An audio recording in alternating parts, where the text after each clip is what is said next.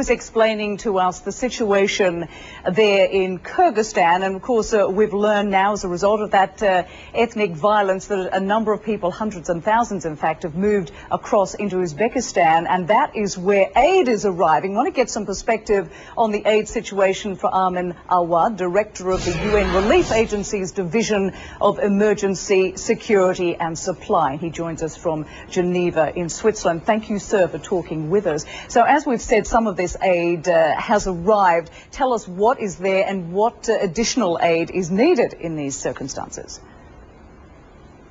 Indeed, UNHCR commenced a massive airlift operation out of its Dubai stockpiles directly to Uzbekistan by air.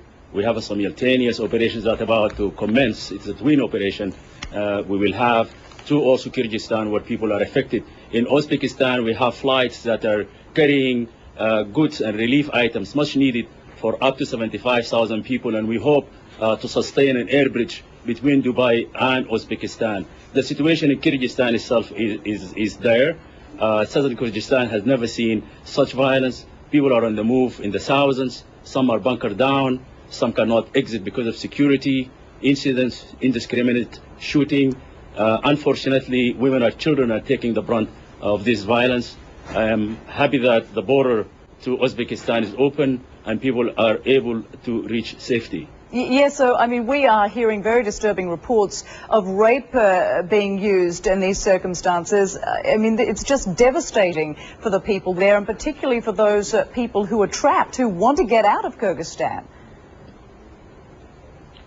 There are people who are reaching to safety in Uzbekistan. For those who are trapped, it's a very tragic situation. We're concerned, we're talking, we're calling for calm. There is a massive human rights violation. There are unknown groups that are surrounding villages, specific populations. There is indiscriminate shooting, there is killing, there is rape, there is gender-based violence. As I said, the children and women in particular took the brunt of this. We have thousands of women and children who made it to the border. We're calling for calm, we're calling for access, we're calling for the security situation to be improved so that protection agencies can go on to ensure the physical safety of this population. It's a very dire situation. It's a very dangerous situation. Indeed it is. And what is the long-term situation here? Because Uzbekistan has basically said, enough. We have enough people in these camps. We can't take any more. And as we've discussed, there are many people within Kyrgyzstan who want to get out, who need to get out. So what is the future for those people, too, in the camps who have no homes to go to? What's the international community going to do about this situation? They are on the ground in negotiation with the interim government, and the government there is doing its best. Very clearly called for help. Kyrgyzstan needs help, needs an international help at a very high level to be able to secure routes to enter places where humanitarian workers cannot, to be able to deliver assistance, to be able to monitor the humanitarian situation, the human rights situation, and to be able to deliver assistance, or also ensure there is some kind of a mechanism to ensure the physical security of those people on the move and those trapped. There appears to have been a little reluctance, though somewhat of a delay in the international community standing up in this situation. We saw Russia simply send in troops to look after their own military facilities.